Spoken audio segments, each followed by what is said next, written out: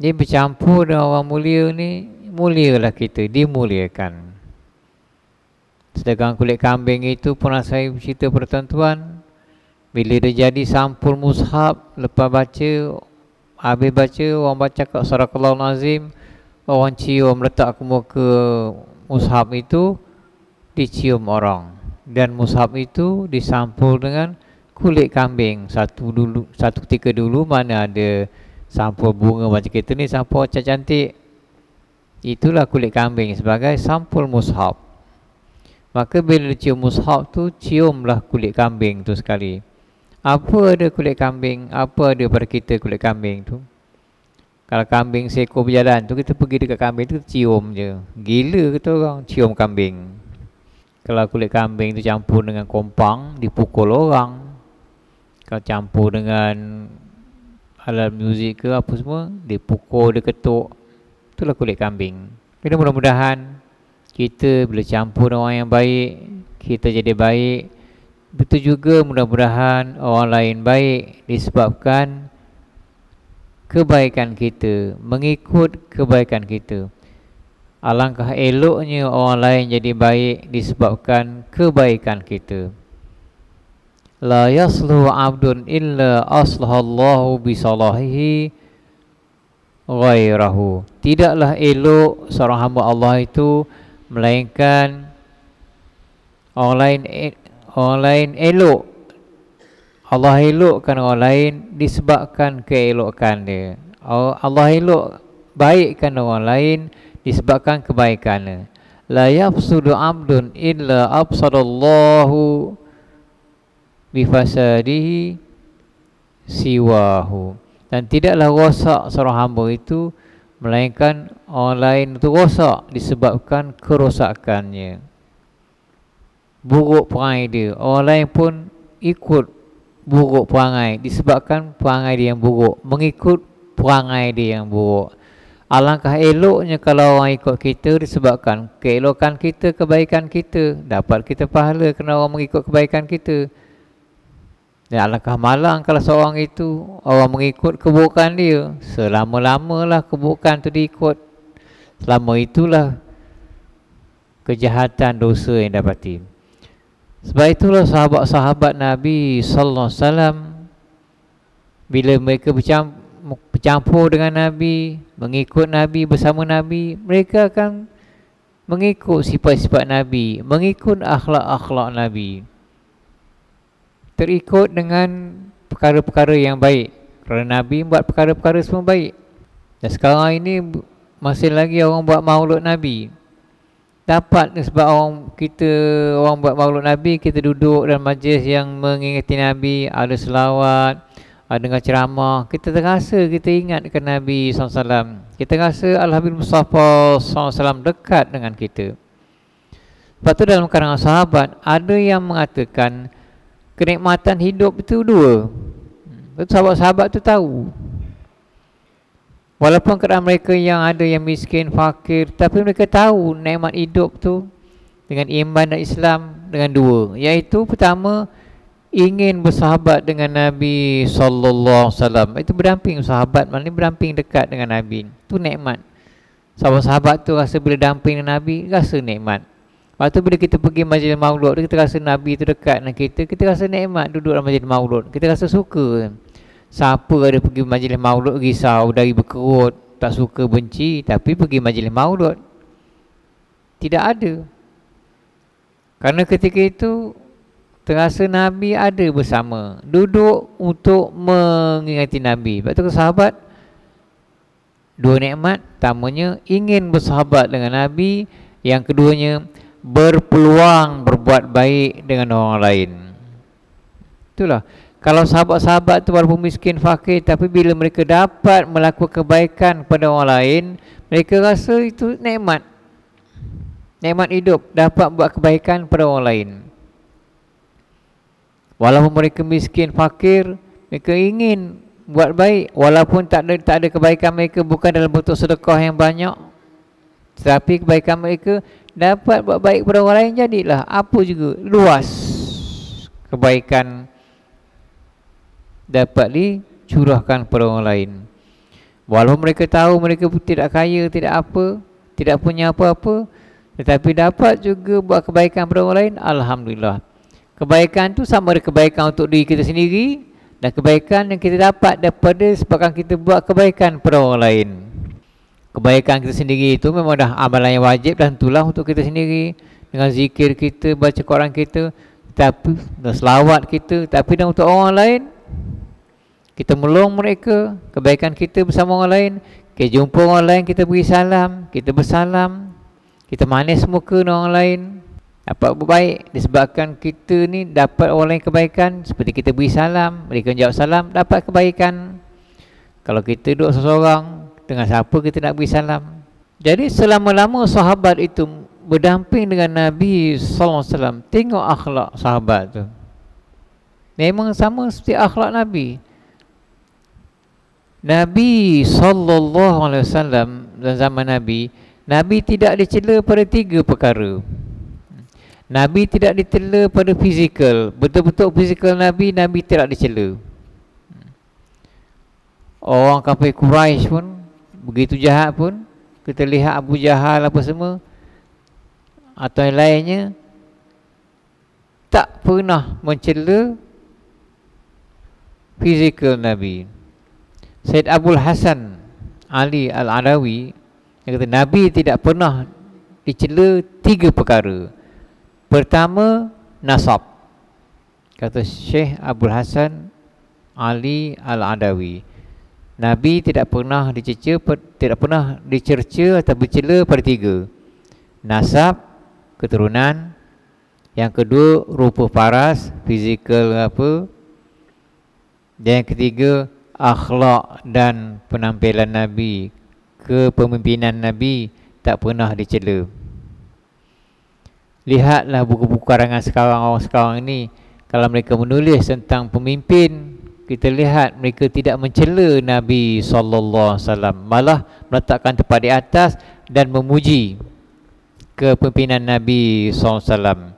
Juga rupa paras Nabi tidak ada yang mencela. Nasab Nabi, keturunan Nabi, keturunan yang baik-baik hingga sampai keturunan Nabi Ismail AS. Dalam berjanji itu ada, baca yang Melayu.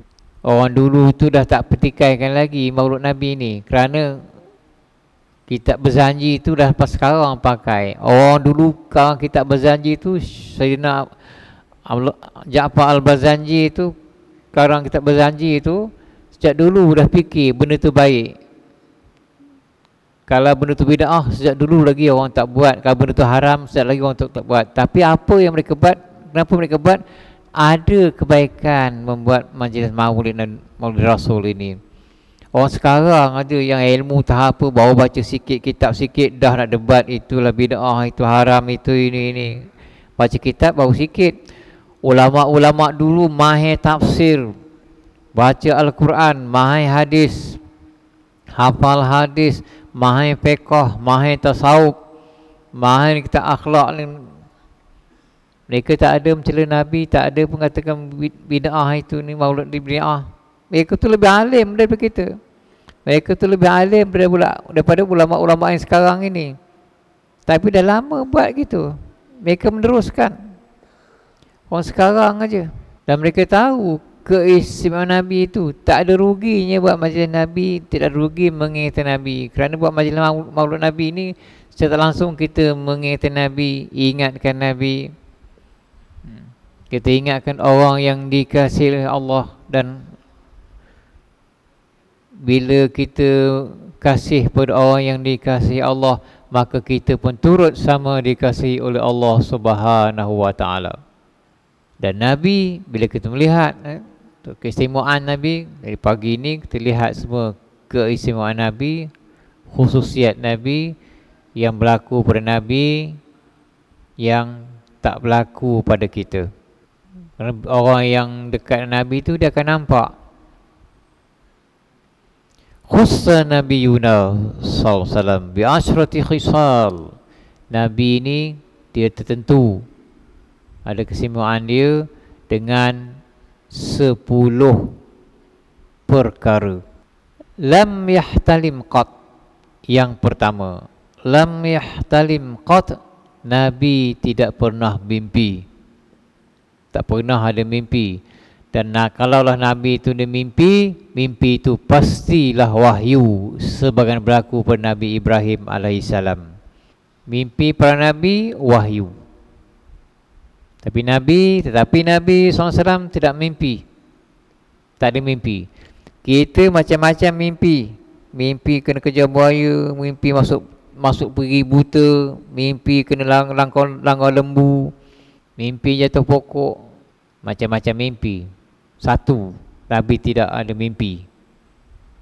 Wa ma lahu zilal, dan Nabi tidak ada bayang-bayang. Tidak ada baginya Al-Habib Mustafa sallallahu alaihi wasallam bayang-bayang. Nabi tak ada bayang-bayang. Kerana Nabi sejalan, awan sentiasa mayungi Nabi. Kalau seorang Nabi itu sebelum dibangkitkan, dilantik jadi Rasul, kalau berlaku perkara yang luar biasa, perkara yang pelik, luar biasa pada Nabi, pada orang itu dinamakan irkhas. Alif ra kha alif sad irkhas. Kalau di sekolah tu sekolah menengah apa, ada dibahaskan dengan irkhas. Itu perkara yang luar biasa berlaku pada orang yang bakal dilantik menjadi Rasul. Irkhas. Nabi bila jalan tak ada membayang kerana awan sentiasa mayung. Buhairah tu bila Nabi mengikut Abu Talib nak berdagang di negeri Syam, sekarang ni Syria, Buhairah nampak awan tu, Nabi berhenti, awan tu berhenti, nampak tu, panggil buat jamuan, tengok tu, ini orang ni ada tanda-tanda kenabian. Tu irkhas berlaku pada orang yang perkara pelik luar biasa yang berlaku pada orang yang bakal dilantik jadi Rasul. Nabi iaitu pada Nabi awan sentiasa memayungi Nabi kalau Nabi jalan, tak panas. Lepas tu kalau orang bersama Nabi tu dia akan tak panas juga, numpang rahmat Nabi. Dan Nabi ketika lahir, Nabi cakap Alhamdulillah. Ini irkhas, kita tak pernah dengar. Nabi lahir aja Alhamdulillah. Nabi puji Allah Subhanahu Wa Taala dengan kata Alhamdulillah. Kita lahir dengan menangis melalak. Kita lahir yang kita tahu minum susu ibu, berak, kencing, menangis. Itulah tiga famous kita masa lahir. Itulah tiga. Berak, kencing, melalak, menangis, nak minum susu ibu tu je. Kena susu ibu senyap. Lepas tu minum susu ibu tu, kalau orang menyusu 5 kali kenyang jadi ibu, jadi ibu susuan, jadi anak susuan. Itu Nabi. Tidak ada bayang-bayang, itu irkhas. Dan Nabi bila lahir saja keluar dari perut ibunya, Siti Aminah, Siti Wahab, Nabi memuji Allah Subhanahu Wa Taala dan kata Alhamdulillah.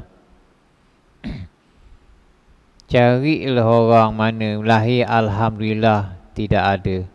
Kalau ada tu pelik tu, dia takkan jadi Nabi. Itu mungkin wali-wali apa, wallahualam. Dua tadi. Pertama, Nabi tak ada mimpi. Yang kedua, tak ada bayang. Yang ketiga, wal ardu ma yakhruju minhu tabtali'.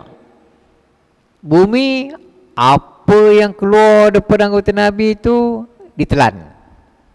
Najis Nabi, air kencing Nabi, tambah Nabi buang air besar, buang air kecil, atau apa peluh ke, kalau jatuh ke bumi, bumi telan. Lepas tu bila Nabi buang air besar, buang air kecil, orang takkan jumpa najis Nabi kerana bumi telan. Itu yang ketiga. Itu keistimewaan Nabi. Yang keempat, kadzalika zubabu anhu mumtani'. Begitu juga lalat tertegah. Maknanya Nabi tidak dihinggapi lalat. 4. Nabi lalat tak hinggap dia. Berbeza kita lalat hinggap, nyamuk hinggap, agas hinggap, tabuan pun hinggap, dari hinggap sengat lagi, penyengat pun hinggap, tabuan lagi. Aduh, mak sakitnya. Saya kena gigit tabuan mula sekali dekat lengan. Oh, okey lagi. Rumah cakap, okey. Lepas setengah jam tu dah denyut. Pergi klinik bandar utama juga cocok. Mula ingat, okey tahan. Terus lama denyut, keluar air mata juga. Pergi klinik cocok. Itu, Nabi tidak dihinggapi lalat. Bayanglah kalau macam kita diingatkan lalat, kita asyik lepes kan, macam yelah kita jiwa ni kotor ni. Jiwa kita ni kotor. Lalat hinggap, nyamuk dan tu lah. Kalau nak tidur tu pasal nyamuk aje. Kan Nabi tu kan tidur tu memang aman. Lalat tak hinggap, nyamuk tak hinggap. Kita tidur, lalat kacau, nyamuk kacau. Sebab tu orang suka tidur di masjid, tak ada lalat. Di masjid tak ada lalat, tak ada nyamuk, tidur sedap. Tengok bila imam duduk tidur masjid sedap aja. Jin Islam tengok, Allah imam ni penat dia. Bila tidur penat, dia siang, dia penat, tidur. Cuba orang lain tidur. Ini mak dadah mana pula tidur sini, siapa pula tidur dengan otor je, angkat letaknya takut kelapa ke sana. Lepas tu lah kalau jadi AJK masjid ni tuan-tuan, bukannya orang je kenal, jin pun kenal, malaikat je kenal tentu, suka. Oh ni AJK masjid, oh ni bila dah nak masuk, dah pagi dah buka masjid kan, noja, orang kenal. Sebab tu orang yang AJK masjid ni tak pernah daripada imam, pengusi tu, mereka tu banyak dapat kebaikan. Malaikat dan jin pun kenal dia. Pernah tuan-tuan dengar orang apa imam masjid atau bilal masjid tu kena angkat, tak pernah dengar apa. Yang lentar orang yang tidur buat pengotor tu je tidur. Imam masjid mana kita pernah dengar ke imam masjid kesangkut dekat pokok kelapa ni. Saya sendiri pun imam masjid juga, tapi tak pernah tidur masjid. Memang tidur masjid ni sedap, lalat tak ganggu. Dekat rumah tu cucu kacau duduk atas atuk dengar, aduh nak tidur tak boleh langsung, atuk lagi ke masjid, aman. Jin tengok, alah Pak Haji ni tidur kat rumah, cucu ngacau duduk dia tidur kat masjid, sian dia penat nurih tidur. Aman. Keempat, Nabi tidak dihinggapi oleh lalat. Yang kelima, tanamu ainahu wa qalbun lam yanam. Dua mata Nabi tidur, tetapi hati tidak tidur. Maknanya walaupun mata Nabi tidur, hati tidak tidur. Mana mungkin kalau orang cakap keliling, boleh tahu. Kita mata tidur dengan hati-hati sekali tidur, terus senyap. Entah bila dah bangun tu. Tidur tu sebahagian dia mati. An-naumu nisful maut. Tidur tu sebahagian dia mati, roh keluar. Kalau roh tak balik, matilah dalam tidur. Sebab tu bila bangun tidur sadar je, alhamdulillahillazi ahyana ba'dama amatana wa ilahin nusyur. Segala puji bagi Allah yang telah menghidupkan kami setelah dimatikan, dan kepadanya lah tempat dikembali, tempat dihimpun. Bangun pagi sadar, hidup lagi aku. Nabi dua mata tak tidur, dua mata tidur, hati tak tidur. Tu yang kelima. Yang keenam, min khalfihi yara kama yara amam. Nabi melihat belakang sebagaimana melihat depan. Maknanya kan Nabi sebagaimana Nabi nampak depan tu, begitulah Nabi nampak di belakang. Maknanya orang kat belakang tu pukul curi ke apa tu, Nabi tahu. Nabi dapat lihat di belakang sebagaimana Nabi melihat depan. Kita belakang tak nampak, depan kita nampak. Nak ke belakang kita kena toleh. Pergi kat tempat sunyi, jalan hutan apa ni, orang tepuk belakang. Kita tengok tak ada orang, tapi orang tepuk belakang. Sudah. Macam kawan saya masa kerja dekat PPD, dia balik lambat, dia masuk lambat, balik lambat, cukupkan berapa jam. Dia tulis, orang tepuk bahu dia, tapi tak nampak. Tepuk belakang, tak nampak. Dia dah cakap, jangan kacau saya nak buat kerja. Lepas tu tukar kat meja lain. Meja tu saya duduk, tak ada apa pun. Orang terkejal ni dia tak nak, dia suka orang lurus tu. Orang terkejal macam kita ni tak nak dia. Lepas tu kalau jin-jin tu orang kata orang bunian apa tu, dia suka orang yang lurus. Orang yang terkejal, haru punya something dia tak nak dia. Merosakkan orang dia je. Kita tengok orang yang pergi camp tengok hutan camp kan. Yang hilang mah tengok orang yang hilang tu. Itu semua orang dulu bos tu. Orang elok. Orang terterjal Samsung Kuala Bigau tu mana dia nak nanti masuk kawasan dia rosak orang dia. Rosak negara dia okey juga, sama juga. Ya, jin tu memang ada yang elok, yang elok. Ada jin Islam, ada jin kafir. Sebab tu jin tu ada yang masuk neraka, ada yang masuk surga. Kerana ada jin Islam, ada jin kafir. Orang juga ada orang Islam, ada orang kafir. 6 tadi, Nabi dapat melihat belakang sebagaimana melihat depan. Sebagaimana Nabi lihat di depan, begitulah nampak di belakang. Yang ketujuh, lam tasa'ab qattu wa yasabi'ah. Nabi tidak menguap, tidak sangap. Kita sangap, mulut besar je. Sangap, tutup mulut dengan belakang tapak tangan kiri. Atau tutuplah mulut. Ini sangap, bunyi pula tu. Ketawa syaitan. Sangap, tutup dengan belakang tapak tangan kiri. Atau tutup dengan apa-apa.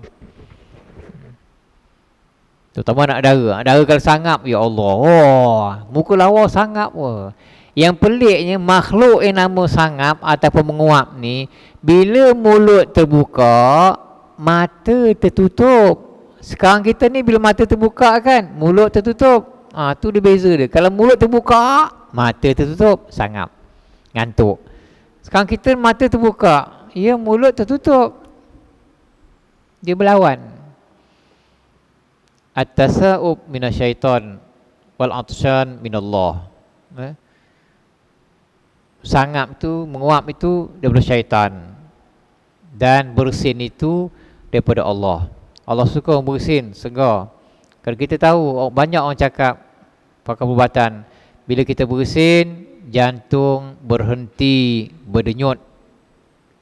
Lepas tu bila bersin, lepas bersin, jantung pam balik. Lepas tu bila bersin, kita cakap Alhamdulillah. Kenapa lepas bersin, jantung berdenyut balik. Kalau tak berdenyut, bersin, mati. Orang sebersin, mati. Sebab mati, bersin. Tu dia. Kita orang mati, tak ada orang mati sebab orang mati disebabkan bersin, tak ada. Yang bersin. Kawan saya dulu masa belajar dulu, kawan saya bersin. Lain macam bersin dia. Kita bersin, dia bersin, apa cium? Lain bunyinya, apa cium? Lain sangat bersin kau. Kalau dah semayang ke bersin ni batal. Bunyi apa cium? Cium bunyi dia. Apa bersin macam gitu? Pelik-pelik. Kawan tu lah kalau kepala berbigau tu bunyi bersin macam-macam. Jadi Nabi tak ada sangap. Kalau sangap tu ngantuk. Ulida makhtunan. Yang ke-8. Nabi lahirkan dalam keadaan terkhatan. Maknanya Nabi lahir dah siap khatan. Tak ada siapa pun yang dapat melihat kemaluan Nabi sallallahu alaihi wasallam. Ketika Nabi wafat, suruh perintah sahabat-sahabat mandikan, yang mandikan aku ini. Kata Nabi, siapa yang melihat kemaluanku, buta matanya. Sahabat-sahabat termasuk Sayyidina Ali, sahabat saya yang mandikan Nabi, mereka itu sahabat-sahabat menutup mata mereka ketika memandikan Nabi sallallahu alaihi wasallam. Tutup mata. Takut. Kita jangan, kita nak mandikan mayat, jangan kita kata, insyaAllah aku tak tengok begini. Mana kita tahu kadang mata ternampak kan. Jadi langkah berjaga sahabat, tutup mata dia. Tu dia.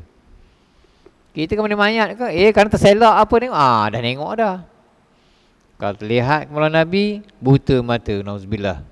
Ta'rifuhu, tu tadi yang ke-8. Yang ke-9, ta'rifu dawabu hina yarqab, ta'ti ilaihi sur'atan la tahrab. Binatang tu yang melata ke apa binatang, kenal Nabi sallallahu alaihi wasallam ketika Nabi menunggang unta ke, Nabi menunggang keledai ke, Nabi menunggang kuda ke, dan binatang kenal. Dan binatang semua datang kepada Nabi dengan segera, tak lari. Begitu. Binatang sendiri pun beradab dengan Nabi sallallahu alaihi wasallam. Bila mereka nampak Nabi, mereka segera datang kepada Nabi sallallahu alaihi wasallam. Begitu binatang tu beradab dengan Nabi. Kita saja tak beradab dengan Nabi. Kalau Nabi datang macam ni, kalau Nabi lalu ni, kita kena bangun. Kita kena bangun menghadap Nabi. Bangun pun Nabi dah lalu situ lain, baru kita duduk. Begitu sekali. Sebab tu bila berjanji tu, bila Rasulullah SAW tu kan yang kita marhaban tu, kata ulama, sunat berdiri, elok berdiri. Kenapa? Menyambut kedatangan Nabi. Seolah Nabi datang, Nabi lahir tu. Tu dia. Lepas tu binatang tu bila dapat Nabi, binatang pergi. Itu beradab dengan Nabi. Kita bila dapat Nabi, kita adab Nabi. Kalau Nabi dah jalan, baru kita duduk. Sebab tu kalau kita tengah semayang, kalau hukum fiqah, kalau Nabi beri salam, kita tengah semayang, kita jawab Waalaikumsalam ya Rasulullah, ataupun Waalaikumsalam ya Rasulullah. Wajib jawab dan semayang kita tidak batal. Tetapi kalau Nabi lain selain daripada Al-Habib Mustafa SAW, kalau beri salam kepada kita masa tersemayang, contohnya katalah akhir zaman, siapa panjang umur hidup sampai Nabi Nabi Isa besok Dajjal, kata semayang, kata Nabi Isa AS beri salam pada tuan-tuan, tuan-tuan jawab, tuan-tuan semayang batal. Nabi tak, Nabi kan beri salam pada kita semayang, kita wajib jawab dan semayang kita tak batal. Wa ma yantiqu 'anil hawa in huwa illa wahyu yuha. Tu dia. Sebab tu beradab Nabi, sampai orang mati pun dia ajar beradab pada Nabi. Mayat. Kalau baca kita di masjid kita ni, kalau mayat maknanya kalau macam lelaki, kepala kiri imam, kaki kanan imam tak biasanya kan. Imam diri di kepala jenazah atau mayat lelaki. Kalau perempuan, kepala di kanan imam, biasa orang letak kepala di kanan imam dan kaki dia ke kiri imam, dan imam diri di pinggang kalau mayat perempuan. Itu kalau di masjid selain di Masjid Madinah Al-Munawwarah. Kalau di Masjid Madinah Al-Munawwarah, mayat lelaki sama juga, kepala kiri imam, kaki kanan imam, imam diri di kepala. Tetapi mayat perempuan, biasanya kan masjid kita sini, kepala akan di kanan imam, kaki di kiri imam. Tetapi bila di Masjid Madinah Al-Munawwarah, mayat perempuan tak. Mayat perempuan sama dengan mayat lelaki. Kepala di kiri imam, kaki di kanan imam. Kaki ngadap ke sana. Kan macam ni, sana Raudhah, pada Raudhah sana makam Nabi. Jadi kepala perempuan, mayat perempuan, kiri imam, kaki macam mayat lelaki. Mengapa kaki perempuan tidak menjulur ke kiri imam, kepala kanan imam? Jawapannya, tidak beradab berlunjur kaki ke hadapan Nabi SAW. Kerana sana Masjid Madinah, sana Raudhah, kita belah kiri sana. Sebab Raudhah tu rumah Nabi kan. Jadi mayat perempuan tak boleh kaki dia sini, kepala sana, ke kakinya menghadap melunjur pada Nabi SAW. Tidak beradab, atau orang kita kata kurang ajar. Kata orang Arab, qalilul adab, kurang adab, kurang ajar. Kaki tak boleh lunjur pada Nabi SAW. Sampai gitu sekali mayat tu diajar di Masjid Madinah Al-Munawwarah. Tak ada kaki ngadap pada Nabi tu, tak beradab. Tu. Sebab tu bila kita belajar, kita apa di tempat-tempat yang mulia, tapi kita beradab, jangan lunjuk kaki. Jangan lunjuk kaki arah kiblat, jangan lunjuk kaki pada cikgu kita ngajar di sekolah ke di mana-mana, jangan lunjuk kaki. Jangan ludah arah kiblat, semua dia tu beradab. Jadi bila datang ini pun beradab lah Nabi. Bila mereka nampak Nabi, mereka pergi pada Nabi segera suratan, segera pergi dapat Nabi. Begitu binatang. Betul kalau macam kita sahabat tu nampak Nabi, segera pergi pada Nabi. Begitu binatang sendiri pun pandai adab. Kita tak pandai adab. Orang cakap kurang ajar, marah lah. Tapi itulah dia.